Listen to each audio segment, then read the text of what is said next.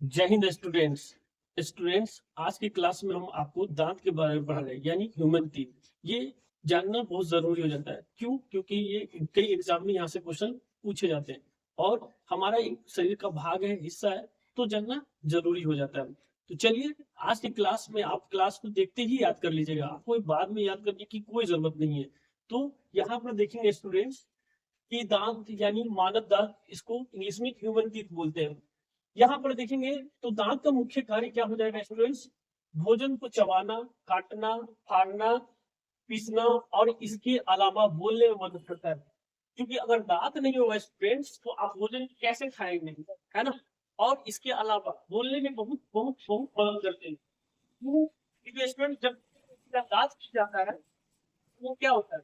वो परेशानी हो जाता है, वो स्पष्ट रूप से नहीं बोल पाता है।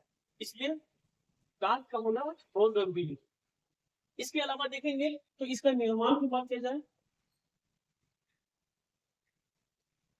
निर्माण कहा जाए स्टूडेंट्स, तो दांत का निर्माण एक कठोर उत्तक का होता है। इसका होता है एक कठोर उत्तक का बना होता है।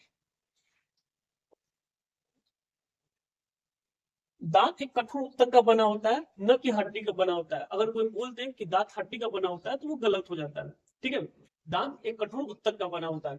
उसके बाद यहाँ पर और ध्यान देंगे तो इसका अध्ययन देखेंगे। दांतों का जो अध्ययन किया जाता है स्टूडेंट्स, ये ओडोंटोलॉजी में किया जाता है।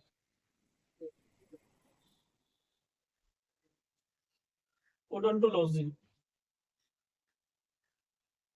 यानी स्टडी ऑफ टीथ, ओडोंटोलॉजी, दांतों का अध्ययन ओडोंटोलॉजी में किया जाता है। उसके बाद यहाँ पर देखेंगे तो दांतों को एक गैस से बहुत नुकसान होता है स्टूडेंट्स। वो गैस है फ्लोरीन। क्योंकि दांतों में अगर फ्लोरीन फ्लोरीन गैस की मात्रा अगर बढ़ जाती है तो दांत की क्षति हो जाती है, यानी डिस्ट्रॉय होना शुरू हो जाता है दांत। तो यहाँ पर लिख डालेंगे कि दांतों की जो क्षति होती है वो सबसे ज्यादा होती फ्लोरीन गैस से। फ्लोरीन गैस, ठीक है। उसके बाद देखेंगे दांतों का जो भाग होता है ना, तो यहाँ पर लिख देते हैं स्टूडेंट्स, दांतों का भाग। तो दांत के दो भाग होंगे, एक बाहरी भाग और दूसरा आंतरिक भाग।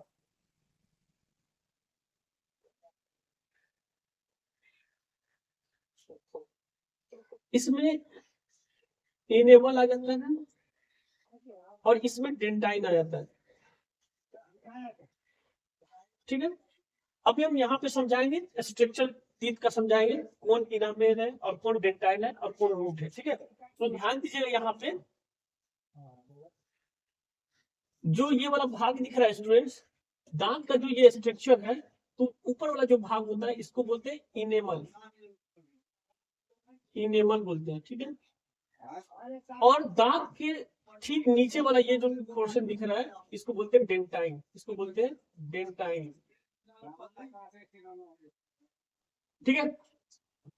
यानी सबसे ऊपर वाला जो दांत का जो भाग होता है वो इनेमल होता है। ये इनेमल बहुत ही चमकीला होता है और पूरे शरीर का, सिर्फ दांत ही नहीं, पूरे शरीर का अगर कोई हार्डेस्ट पार्ट है, कठोर पार्ट है, भाग है, तो वो है इनमे। ठीक है, और इसका जो रंग होता है सफेद होता है, चमकीला होता है। इसके ठीक नीचे वाला जो भाग होता है स्टूडेंट्स, इसे हम बोलते हैं डेंटाइन। और ये खाली होता है यानी खोखला होता है। डेंटाइन अंदर से खोखला होता है। तो यहाँ पर देखेंगे ये पूरे जो भाग है इसको हम बोलेंगे शिखर भी बोलते हैं, शिखर। अब बोलेंगे शिखर, डेंटाइन और इनेमल मिला के एक भाग बनता है जिसको शिखर बोल देते हैं। ठीक है, और ये वाला जो भाग है ये रूट होता है जिसको जड़ बोलेंगे। ये मसल से जुड़े होते हैं, ठीक है। तो यहाँ पर हम लिख डालते हैं, इसको यहाँ पे मिटा के लिख देते हैं।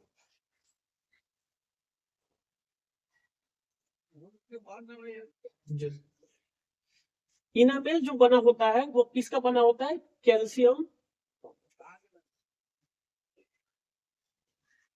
हेपेटाइट का होता है, हेपेटाइट। और डेंटाइन बना होता है कैल्शियम फॉस्फेट का।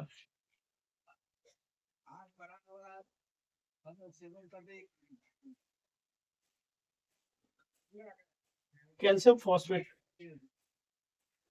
एनिमल कैसा होता है? सफेद होता है। और इसका रंग पूछा जाए तो इसका रंग होता है पीला। डेंटाइन का रंग स्टूडेंट कैसा होता है? पीला होता है। याद रखिएगा, यहाँ से क्वेश्चन पूछे जाते हैं।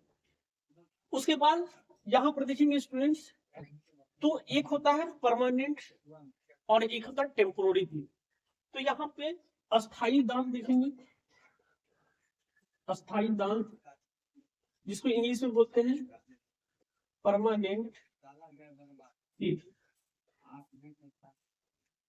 इसकी संख्या कितनी हो जाती है? 32 होती है। और एक होती है अस्थाई दांत,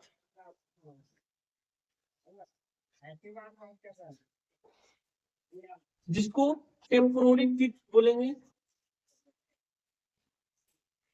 टेम्पोररी टीथ या मिल्क टीथ के नाम से जानते हैं, या और लिख देते हैं मिल्क टीथ